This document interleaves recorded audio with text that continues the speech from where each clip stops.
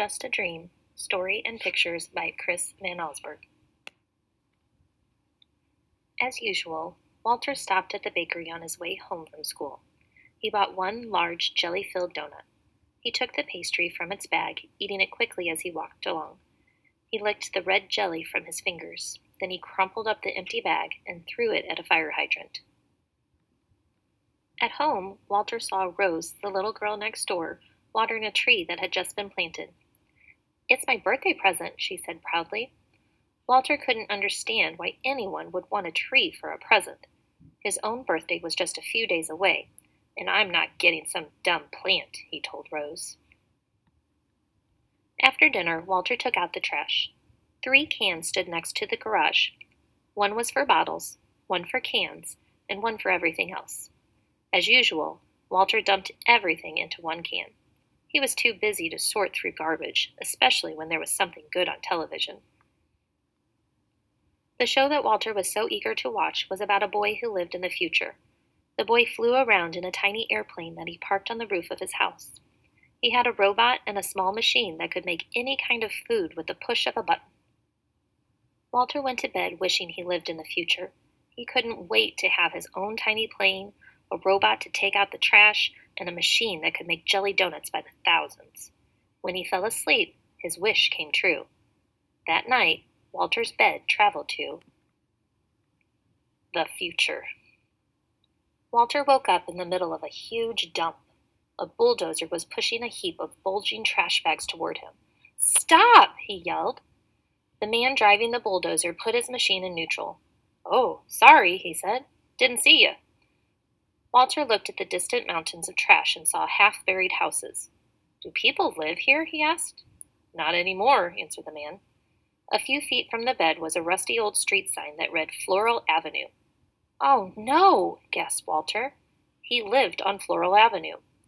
The driver revved up his bulldozer. "Well," he shouted, "back to work." Walter pulled the covers over his head. "This can't be the future," he thought. "I'm sure it's just a dream." He went back to sleep. But not for long. Walter peered over the edge of his bed, which was caught in the branches of a tall tree. Down below, he could see 2 men carrying a large saw. "Hello!" Walter yelled out. "Hello to you!" they shouted back. "You aren't going to cut down this tree, are you?" Walter asked. But the woodcutters didn't answer. They took off their jackets, rolled up their sleeves, and got to work. Back and forth they pushed the saw, slicing through the trunk of Walter's tree. "You must need this tree for something important," Walter called down. "Oh, yes," they said, "very important." Then Walter noticed lettering on the woodcutters' jackets. He could just make out the words, "Quality Toothpick Company." Walter sighed and slid back under the blankets. Until Walter couldn't stop coughing. His bed was balanced on the rim of a giant smokestack. The air was filled with smoke that burned his throat and made his eyes itch. All around him, dozens of smokestacks belched thick clouds of hot, foul smoke. A workman climbed one of the stacks. "What is this place?" Walter called out. "This is the Maximum Strength Medicine Factory," the man answered. "Gosh," said Walter, looking at all the smoke. "What kind of medicine do they make here?" "Wonderful medicine," the workman replied, "for burning throats and itchy eyes." Walter started coughing again. "I can get you some," the man offered. "No, thanks," said Walter. He buried his head in his pillow, and when his coughing stopped, fell asleep. But then snowflakes fell on Walter. He was high in the mountains. A group of people wearing snowshoes and long fur coats hiked past his bed. "Where are you going?" Walter asked. "To the hotel," one of them replied. Walter turned around and saw an enormous building. A sign on it read, "Hotel Everest." "Is that the hotel?" asked Walter, "on top of Mount Everest?" "Yes," said one of the hikers. "Isn't it beautiful?" "Well," Walter began, but the group didn't wait for his answer. They waved goodbye and marched away. Walter stared at the flashing yellow sign, then crawled back beneath his sheets. But there was more to see. Walter's hand was wet and cold. When he opened his eyes, he found himself floating on the open sea, drifting toward a fishing boat. The men on the boat were laughing and dancing. "Ship ahoy!" Walter shouted. The fishermen waved to him.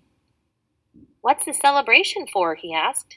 "We've just caught a fish," one of them yelled back. "Our second one this week."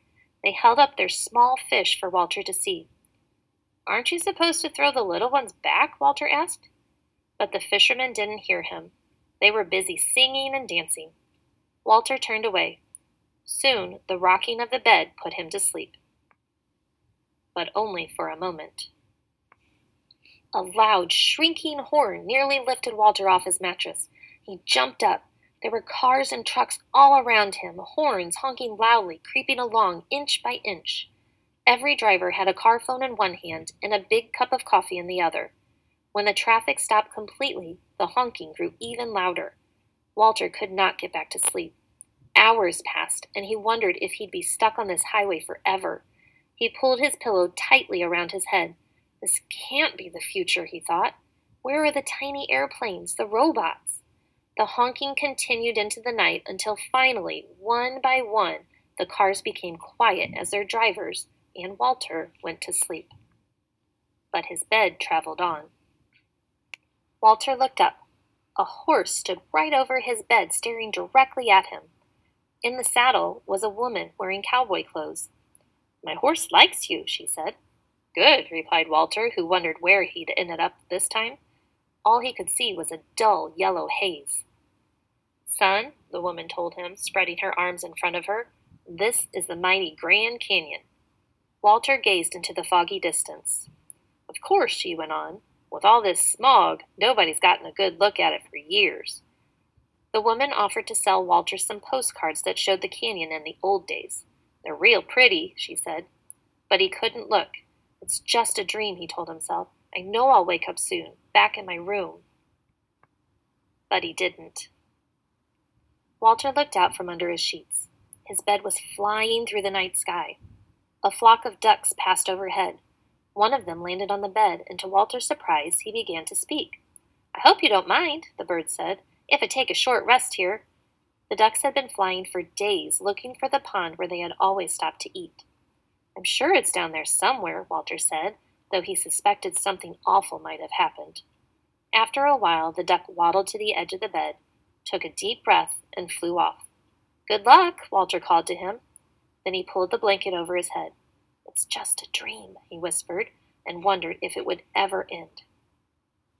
Then finally, Walter's bed returned to the present. He was safe in his room again, but he felt terrible. The future he'd seen was not what he'd expected. Robots and little airplanes didn't seem very important now. He looked out his window at the trees and lawns in the early morning light, then jumped out of bed. He ran outside and down the block, still in his pajamas. He found the empty jelly donut bag he'd thrown at the fire hydrant the day before. Then Walter went back home, and before the sun came up, sorted all the trash by the garage. A few days later, on Walter's birthday, all his friends came over for cake and ice cream.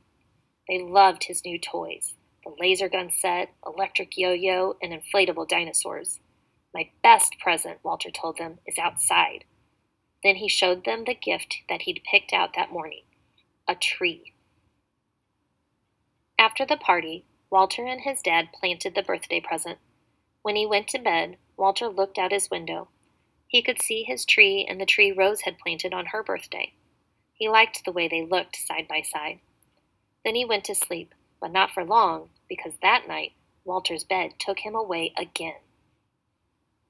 When Walter woke up, his bed was standing in the shade of two tall trees. The sky was blue. Laundry hanging from a clothesline flapped in the breeze. A man pushed an old motorless lawnmower. This isn't the future, Walter thought. It's the past. "Good morning," the man said. "You've found a nice place to sleep." "Yes, I have," Walter agreed.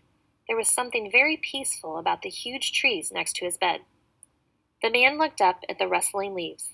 "My great-grandmother planted one of these trees," he said, "when she was a little girl." Walter looked up at the leaves, too, and realized where his bed had taken him. This was the future, after all, a different kind of future.